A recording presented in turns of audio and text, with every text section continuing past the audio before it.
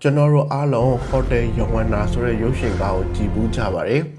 ဒီရုပ်ရှင်ထဲမှာပါတဲ့ဇာတ်လမ်းကအပြစ်မှာတကယ်ဖြစ်ခဲ့တာဖြစ်ပါတယ်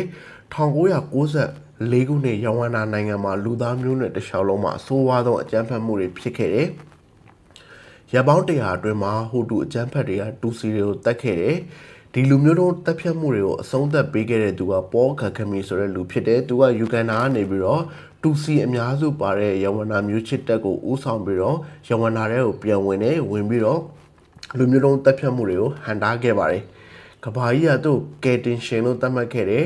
2000ပြည့်နှစ်မှာဂဂမီကတမရဖြစ်လာတယ်ယဝန္နာပြပုံတွေကနေနိုးထလာတဲ့တန်ရှင်းတဲ့လမ်းမတွေတိုးတက်တဲ့အဆောက်အဦတွေအနောက်နိုင်ငံတွေကသူ့ဘီလီယံနဲ့ချီပြီးတော့ထောက်ပံ့ခဲ့ပါတယ်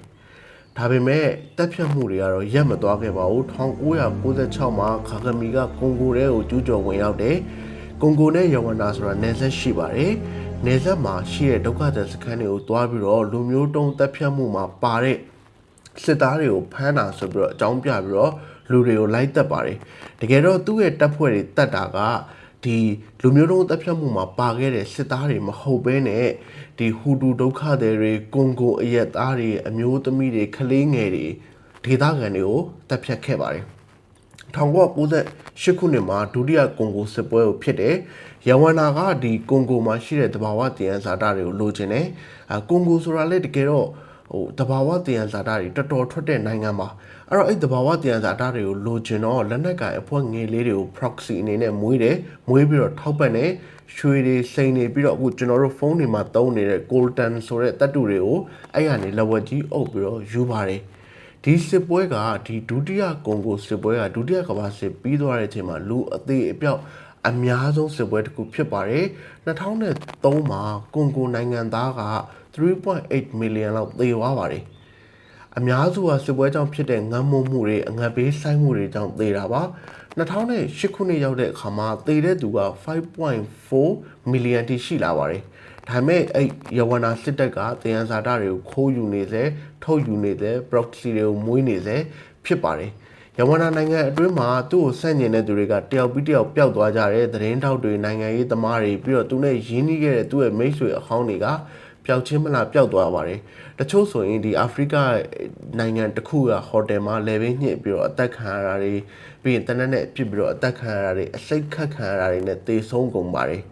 ဒါပေမဲ့2019ခုနှစ်မှာဂါဂမီကရွေးကောက်ပွဲမှာပြန်ပြီးတော့နိုင်ပါတယ်သူ့ဝေဖန်တဲ့သူတွေကထောင်ထဲကိုရောက်တဲ့ပြည်နှင်းနှံတွေအပေးခံရတာတွေဖြစ်ပါတယ်ဒါပေမဲ့အနောက်နိုင်ငံတွေကတော့သူ့ကိုဘာမှမပြောဘူးဗြိတိန်ကသူ့ကိုစုတွေပေးတယ်ကလင်တန်ကပခုံးချင်းဖက်ပြီးတော့လက်ဆွဲနှုတ်ဆက်တယ်နေရာတကာပါတဲ့တိုနီဘလဲဆိုတဲ့လူဒီလူတော့ကျွန်တော်မကြိုက်ပါဘူးဒီလူကတော့နေရာတကာပါတဲ့လူဆိုတော့ထုံးစံတိုင်းအကြံတွေပေးတယ်ဘာကြောင့်လဲဆိုတော့သူတို့ရဲ့အမြင်မှာယဝန္နာတည်ငြိမ်တယ်လူမျိုးတုံးတပ်ဖြတ်မှုတွေနိုးထလာနိုင်တယ်ပြီးလို့ရှိရင်အောင်မြင်မှုရဲ့ပြရုပ်အာဖရိကရဲ့အတန်ရှင်းဆုံးဆိုတဲ့နိုင်ငံဆိုပြီးတော့သတ်မှတ်ထားလို့ပါဒါပေမဲ့ဒီအတော်အတွင်းမှာတော့ကွန်ဂိုနိုင်ငံသား6တန်းကအသက်တွေကိုပေးဆက်ပြီးတော့ကာဂမီယာလည်းသူတို့ရဲ့တည်ရန်ဇာတာတွေကိုဂုံသွေးဆုပ်ထုတ်ယူနေစေဖြစ်ပါတယ်ဆိုတော့ဒီနေ့ဇလန်ပြောချင်တာကဒီကာဂမီရဲ့ dark side ကိုမသိခင်တော့ကျွန်တော်ကကာဂမီကိုအထင်ကြီးခဲ့တယ်ယဝန္နာနိုင်ငံရဲ့တိုးတက်မှုတွေကိုလည်းအားကျခဲ့တယ်ကမ္ဘာပေါ်မှာလွှတ်တော်ထဲမှာအမျိုးသမီးလူဦးရေအများဆုံးနိုင်ငံပြီးရင်အာဖရိကရဲ့အတန်ရှင်းဆုံးဆိုတဲ့မြို့အတန်ရှင်းဆုံးဆိုတဲ့နိုင်ငံပြီးရင်သူတို့နိုင်ငံမှာစနေနေ့တိုင်းနိုင်ငံသားတိုင်းကအိမ်ပြုံထွက်ပြီးတော့တန်ရှင်းတွေလောက်ကြတဲ့အပတ်စဉ်ဒါတွေကိုလေးစားအားကျခဲ့ကြတယ်ကျွန်တော်ကျောင်းတက်စဉ်ကာလမှာလည်းဒီယဝန္နာမှာရှိတဲ့ကျောင်းသားတွေကသူတို့ရဲ့ပွဲတစ်ခုမှာကျွန်တော်ကို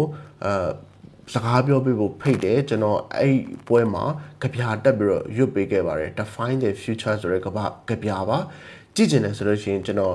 ဗီဒီယိုလေးကို comment မှာပေးထားပါမယ်ဒါပေမဲ့ဒါတွေအားလုံးပြီးသွားတဲ့အချိန်မှာတော့ကျွန်တော်တို့ကဇလန်းတိုင်းရဲ့နောက်ကွယ်မှာ dark side ဆိုတာရှိပါတယ်အခုဒီဇလန်းမှာမေးချင်တဲ့မေးခွန်းကကြတော့တည်ငြိမ်အေးချမ်းမှုတွေရဲ့နောက်ကွယ်မှာဘယ်လိုပေးဆက်မှုတွေရှိလဲနိုင်ငံတစ်ခုရဲ့အောင်မြင်မှုဆိုတာကယဝန္နာအောင်မြင်ပါတယ်နိုင်ငံတစ်ခုရဲ့အောင်မြင်မှုဆိုတာကတခြားနိုင်ငံရဲ့သွေးဆက်ဗနက်ဆက်လောက်အပေါ်မှာများမိခိုတီးမိနေတာပါလေဒီမေးခွန်းကမေးစရာရှိပါတယ်ဆိုတော့ကျွန်တော်တို့ကတစုံတယောက်ကိုအထင်မကြီးခင်မှာအဲ့လိုရဲ့ dark side တွေကိုလည်းမြင်ကြည့်တတ်ဖို့လိုပါတယ်ဒါကတော့ဒီဗီဒီယိုကနေပြီးတော့ကျွန်တော်ဆုံးမမိတဲ့သင်ခန်းစာတစ်ခုဖြစ်ပါတယ်ကျေးဇူးတင်ပါတယ်